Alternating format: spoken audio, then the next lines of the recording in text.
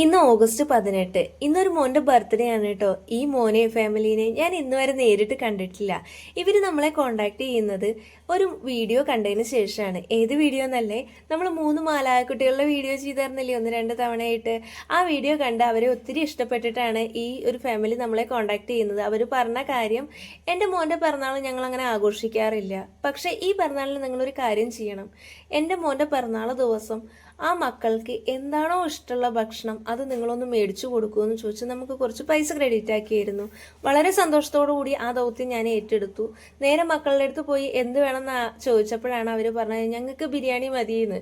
അപ്പോൾ പിന്നെ അവർ 5 ആളാണുള്ളത്. അച്ഛമ്മയും അച്ഛനും 3 മക്കളും അടങ്ങുന്ന കുടുംബമാണ്.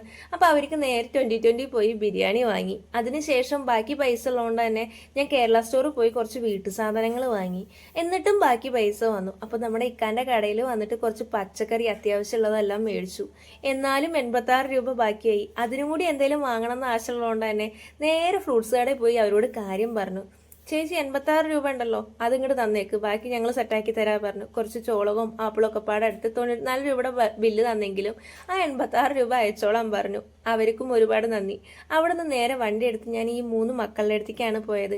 ബിരിയാണി കണ്ടപ്പോൾ രണ്ടാമത്തെ ആള് ഭയങ്കര ഹാപ്പിയാണ്, പക്ഷെ ആളുടെ മുഖം ഞാൻ കാണിക്കുന്നില്ല. അവളുടെ കവളെല്ലാം കൂടി വീർത്തേ അവൾക്ക് കുറച്ച് ആരോഗ്യ പ്രശ്നങ്ങളിൽ ഇരിക്കുകയാണ്. മൂത്ത ആളേനെയാണ് ഇപ്പൊ നിങ്ങൾ കാണുന്നത്. ചെറിയ ആള് നല്ല ഉറക്കാണ്. എന്തായാലും അവര് ഭയങ്കര ഹാപ്പിയാണ്. പിന്നെ അച്ഛമ്മേനാണ് കേട്ടോ നിങ്ങൾ ഇടയിൽ കണ്ടത്. എന്തായാലും ഞാൻ ഇതെല്ലാം ഇവിടെ എത്തിച്ചിട്ടുണ്ട്. ഈ ദൗത്യം എന്നെ ഏൽപ്പിച്ച ആ ഫാമിലിക്ക് ഒരുപാട് നന്ദി. ഒപ്പം ആ മോന് ദൈവം ഒരുപാട് ആയുസ്സും ആരോഗ്യം ഒക്കെ കൊടുക്കട്ടെ. ഹാപ്പി ബർത്ത്ഡേയുടെ കുഞ്ഞാ. ബൈ. നമുക്ക് അടുത്തൊരു വീഡിയോയിൽ കാണാം.